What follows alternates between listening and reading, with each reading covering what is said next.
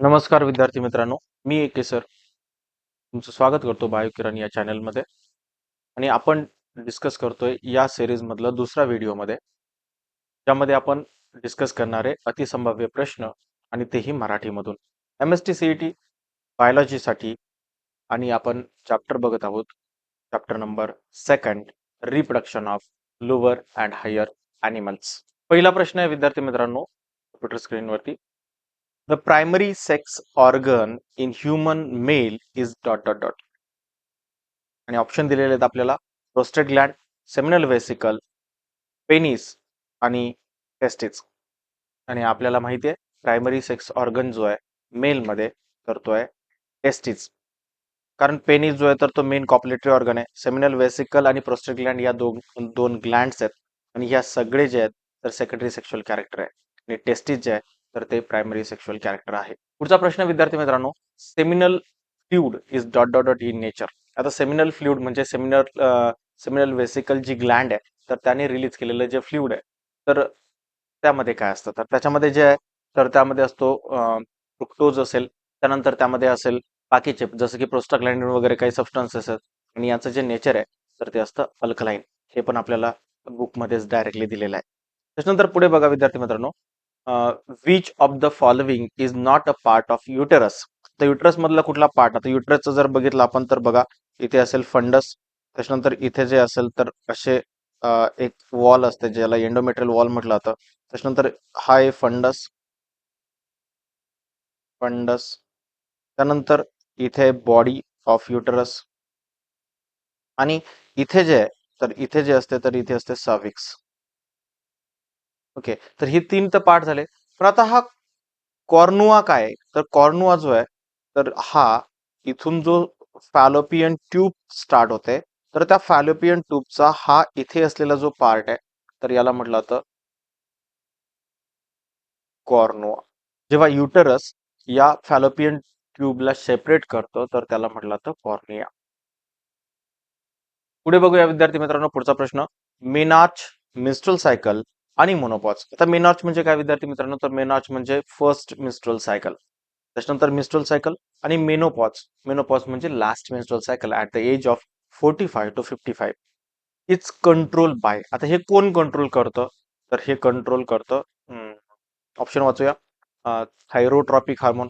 नाही, थायरोट्रॉपिक hormone thyroxine किंवा thyroid ग्लॅन्ड release करते, सो ते पण होणार नाही. गोनॅडोट्रॉपिन हार्मोन, येस, गोनॅडोट्रॉपिन हार्मोन जो आहे तर त्यालाच GnRH म्हटलं जातं, गोनॅडोट्रॉपिन रिलीजिंग हार्मोन. आणि हे रिलीज करतं हायपोथॅलामस. आणि हे हायपोथॅलामस नी रिलीज केल्यानंतर पिट्युटरी ग्लँडमध्ये पिट्युटरी ग्लँडमध्ये पिट्युटरी ग्लँडमध्ये काही हार्मोन सिक्रेट होतात जसं की FSH, नंतर LH, नंतर प्रोजेस्ट्रॉन आणि इस्ट्रोजन. आणि त्यावरून स्टार्ट होते जी काही फिमेल आहे तर तिची मिस्ट्रोल सायकल. त्याच्यानंतर सोमॅटोट्रॉपिक हार्मोन जो आहे तर ते आन्सर होणार नाही. कॉर्टिकोस्ट्रॉपिन हे पण होणार नाही. सो आपला आन्सर जे आहे तर ते आन्सर असेल बी. त्यानंतर पुढचा प्रश्न, नेबेन कर्न इज डॉट डॉट डॉट. आता नेबेन कर्न हेच आहे तर हे स्पर्मच्या रिलेटेड आहे. तर अॅक्रोझोम तर नाही आन्सर. अॅक्रोझोम मध्ये जे आहे तर ते गोल्गी बॉडी असते. त्यानंतर खूप सारे एन्झाईम्स असतात. त्याच्यानंतर नेक ऑफ स्पर्म तर छोटा आहे, सो त्याच्यामध्ये तर नाही होणार. त्याच्यानंतर middle piece of the sperm, yes, middle piece मध्येच असतं, बट त्यामध्ये असलेल्या मायटोकॉन्ड्रिया जो आहे स्पर्मचा तर त्याला नेबेन कर्न म्हटलं जातं. आपल्या बुकमध्ये ब्रॅकेटमध्ये हा नेबेन कर्न वर्ड दिलेला आहे स्पर्मच्या मायटोकॉन्ड्रिया स्टडी करत असताना. पण ऍक्च्युली हे नेबेन कर्न जे आहे तर हे इन्सेक्ट मध्ये असतं. Insect like drosophila melanogaster. Okay, drosophila मेलॅनोगास्टरचा जो स्पर्म आहे तर त्याच्या मायटोकॉन्ड्रियाला किंवा मायटोकॉन्ड्रिया बनवणाऱ्याला म्हटलं जातं नेबेन कर्न. त्याच्यानंतर पुढे बघूया विद्यार्थी मित्रांनो, nervous system develop from dot dot dot of embryonic layer. आता बघा, एंडोडर्म दिलाय, कोरियॉन दिलाय, एक्टोडर्म दिलाय, मेसोडर्म दिलाय. आता बघा विद्यार्थी मित्रांनो, सगळ्यात पहिल्यांदा जो फॉर्म होते फिटस मध्ये तर ती असते नर्वस सिस्टीम. आणि नर्वस सिस्टीम सगळ्यात पहिल्यांदा फॉर्म होत असल्यामुळे ती जो जर्म लेअर आहे तर त्याच्यामध्ये सगळ्यात बाहेरच्या लेअर जो आहे तर त्याच्यापासून तयार होईल, आणि जो बाहेरचा लेअर जो असतो तर तो असतो एक्टोडर्म.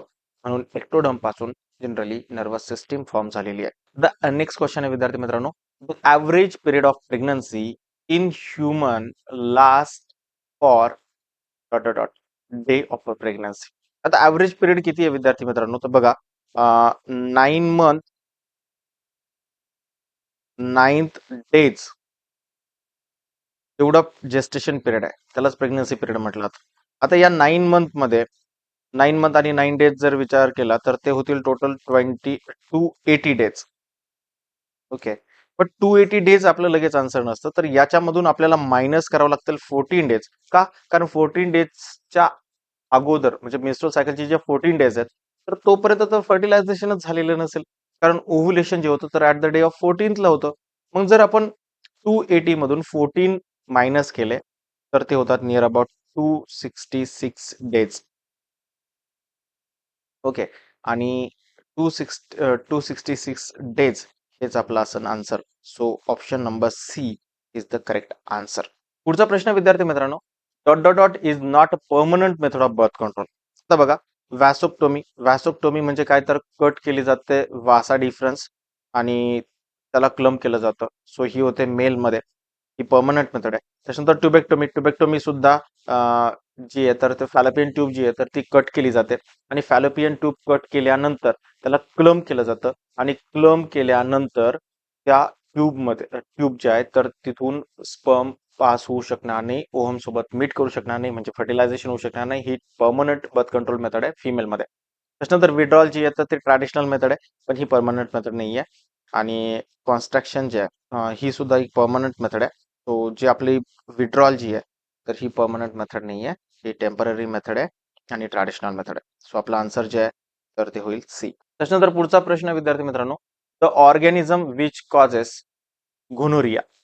तर गोनोरिया हा डिसीज आहे, सेक्शुअली ट्रान्समिटेड डिसीज आहे, आणि हा कोण कॉज करतो, तर आपल्याला माहिती आहे आपल्या बुकमध्ये 2 डिसीज दिलेले आहेत, एक गोनोरिया दिलाय आणि एक सिफिलिस दिलाय.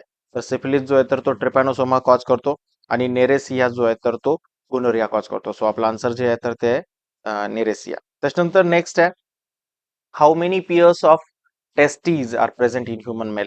तो किती टेस्टीज असतात ह्युमन मेल मध्ये? येस, 1 पेयर असते. ओके, सो आपलं आन्सर जे आहे तर ते झालं बी ऑप्शन, 1 पेयर.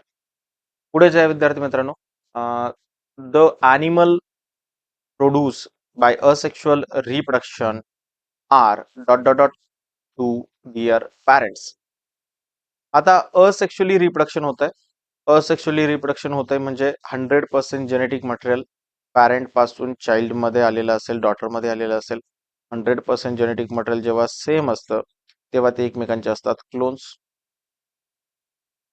ओके, मग आपलं जे आन्सर आहे तर ते आन्सर काय होईल, तर मार्फॉलॉजिकली सुद्धा आणि जेनेटिकली सुद्धा ते काय असतील, सेम असेल. Option C is the correct option. त्यानंतर पुढे बघूया प्रश्न विद्यार्थी मित्रांनो, asexual reproduction by gemmule formation occurs in. आणि हा पीवायक्यू सुद्धा आहे विद्यार्थी मित्रांनो, खूप वेळेस प्रश्न विचारला जातो. तर आपल्याला माहिती आहे हे जे स्पॉन्जेस मध्ये होतं जेम्यूल फॉर्मेशन. त्यानंतर पुढचा प्रश्न आहे विद्यार्थी मित्रांनो, the aggregate of dormant cell capable of developing into new organism in gemmule is called as. आता जेम्यूल फॉर्मेशन होत असताना ज्या सेल मधून न्यू ऑर्गॅनिझम तयार होणार आहे तर त्या सेलला काय म्हटलं जातं, असा प्रश्न आहे. जेम्यूल जसं बघितलं तर बाहेरच्या साईडने असं एक आउटर मेम्ब्रेन असतं, इनर साईडने एक आउटर मेम्ब्रेन असतं, आणि इथे ज्या सेल्स असतात तर या सेल्स पासून नवीन ऑर्गॅनिझम तयार होतो. सो याला काय म्हटलं जातं, तर या सेल्सला म्हटलं जातं आर्किओसाइट्स. ओके, आर्किओसाइट्स. आणि हे फक्त होतं स्पॉन्जेस मध्ये होतं, आणि म्हणून आपला आन्सर जे आहे तर ते आर्किओसाइट्स, आणि हे होतं स्पॉन्जेस मध्ये. त्याच्यानंतर पुढचा प्रश्न विद्यार्थी मित्रांनो, assisted reproductive technology does not include. तर असिस्टेड रिप्रोडक्टिव्ह टेक्नॉलॉजी जी आहे तर ती कुठे इन्क्लूड केली जात नाही असं विचारलाय प्रश्न. आणि आपल्याला माहिती आहे झायगोट इंट्राफॅलोपियन ट्रान्सफर मध्ये असिस्टेड रिप्रोडक्टिव्ह टेक्नॉलॉजी वापरली नाही, इथे डायरेक्टली झायगोट ट्रान्सफर केला जातो फॅलोपियन ट्यूब मध्ये. ओके, आणि आपला आन्सर आहे फर्स्ट. आणि लास्ट क्वेश्चन आहे इथे विद्यार्थी मित्रांनो, embryo with more than 16 blastomeres form due to in vitro fertilization is transferred into. तो एम्ब्रिओ जो आहे तर तो 16 ब्लास्टोमियरचा फॉर्म झाल्यानंतर इन विट्रो फर्टिलायझेशन मध्ये तो ट्रान्सफर केला जातो. पण कुठे केला जातो? तर तो केला जातो युटेरस मध्ये.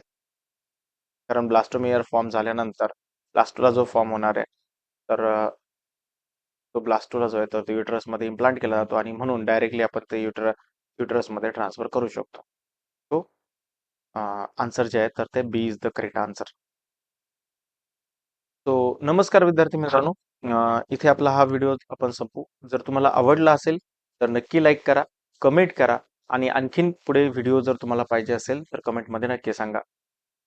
चॅनलला जर सबस्क्राईब केलेलं नसेल तर चॅनलला सबस्क्राईब करा आणि व्हिडिओ जर आवडला असेल तर व्हिडिओला लाईक नक्की करा. थँक्यू. Happy learning.